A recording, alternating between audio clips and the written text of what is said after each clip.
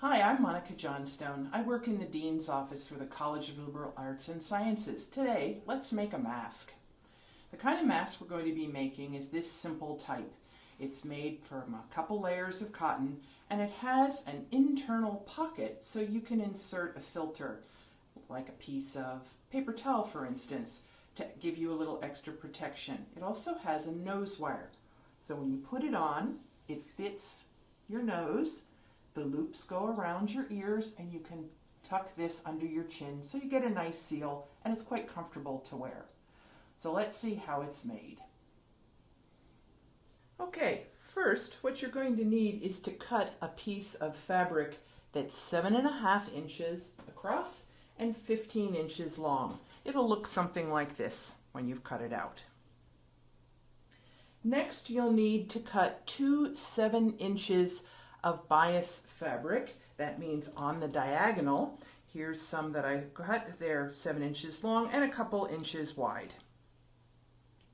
You'll also need some loops for your ears, and I would direct you to try out one of two things. If you have some 1/4 inch elastic at home, great. 9 3/4 inches of that will be good.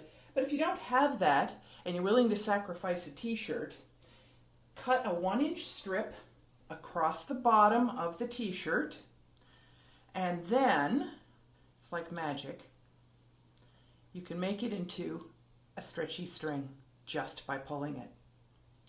So I've already cut a couple 9 3/4 inch pieces of that stretchy string, which is quite comfortable on your ears actually.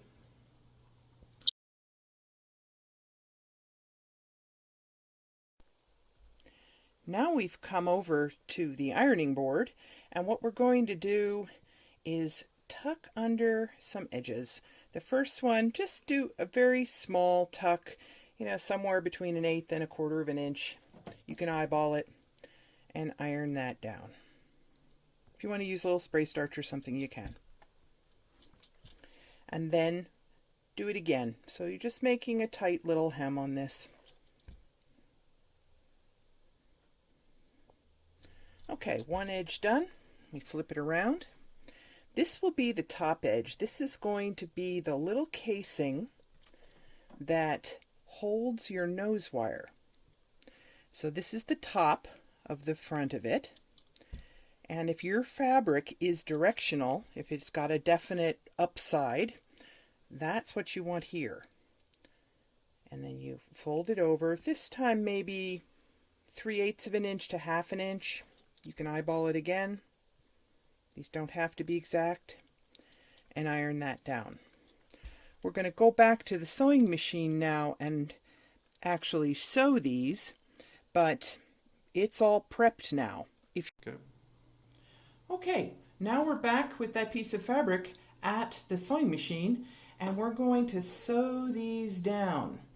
So we'll just start that, maybe a little back tack to keep it secure. If it's not absolutely straight, that's not going to matter at all.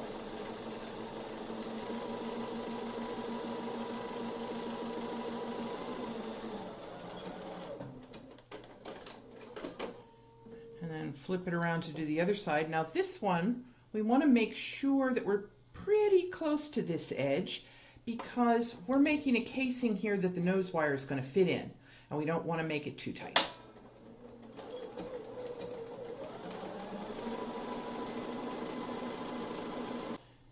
Okay, it's important now to remember that the next step is to put that nose wire in.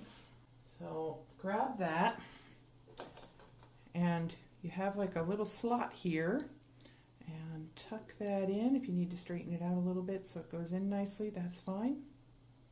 That goes in the slot. The next step is to create this pocket. What we're going to do is just about 1 inch from the edge, we're going to sew down that bottom one so that it's an actual pocket. It's not a very long seam, just about 1 inch or so. Same thing on the other side, just kind of along the edge. So now we've created our pocket and we have our nose piece in and we're ready to add the pleats. Here's a piece of graph paper that I used to work out where I wanted my pleats.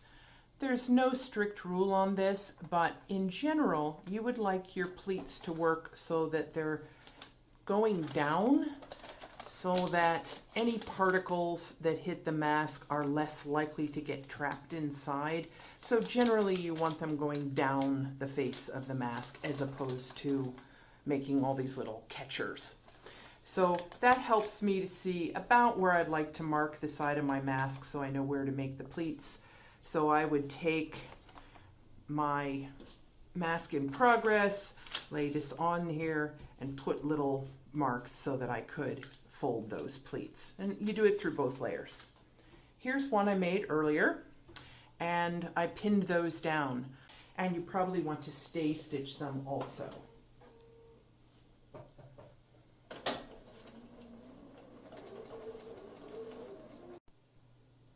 The next thing we're going to do is use these little side channel pieces, these 7" by 2" bias strips.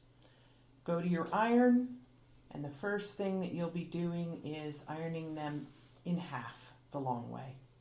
So you get a crease along this edge. Once you've done that, you come back and tip this edge in toward the center, about 1/4 inch or so. Doesn't have to be real exact, and iron that down too. So you'll have a piece that looks roughly like this. We're then going to apply that to the side of the mask. We've already done our stay stitching here. We go a little beyond the top edge because we're going to fold it over. You could again pin here. I hold it these days, but on your first one, probably should pin. Then you're going to bring it down to the bottom and you want to pass the bottom by a little bit. I've got some extra here, so I'm just going to lop it off.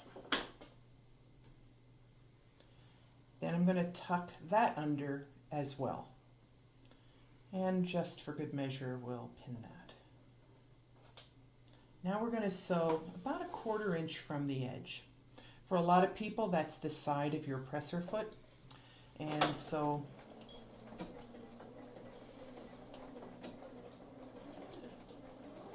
just going to go along. Again, this is kind of capturing those pleats inside this little casing. Cut the thread. And then the next step will be to pull this out. It's kind of nice. It's encased the edge there, and it's all ready to go to make a casing for you. If you want to iron this down, you can, or you can just sort of press it in with your fingernail. That works well too. This is where your 9 3/4 inch ear string comes into play. I'm going to lay it over mine. If you want, you can make the whole casing and then thread it through later by putting a safety pin on the end. If that makes you feel better, you can do it.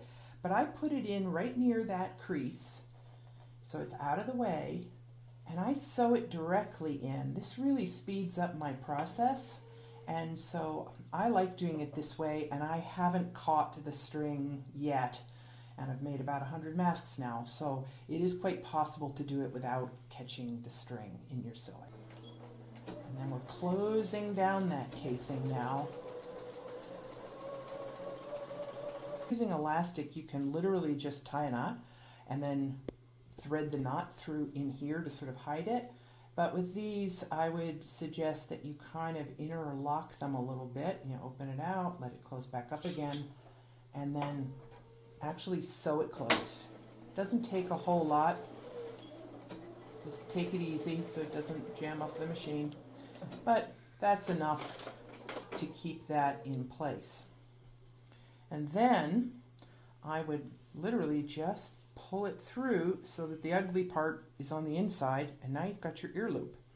Now if you find that that is a little bit too big when you finish and you would like the ear loop to be a little tighter, you can fish out that end, open it up again, and make it a little shorter. The other side would work identically, and when you've finished that, you've finished the mask. That's all there really is to it. I think you'll find that you'll enjoy having 2 or 3 for each person so that one can be in the wash. So that's all there is to it. I hope this helps you out, and go Lakers.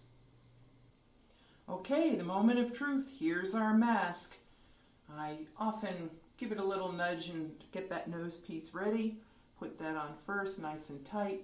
Wrap those ear strings behind the ears and pull down on the bottom so that it fits nicely around the chin. There we go. That's all there is to it.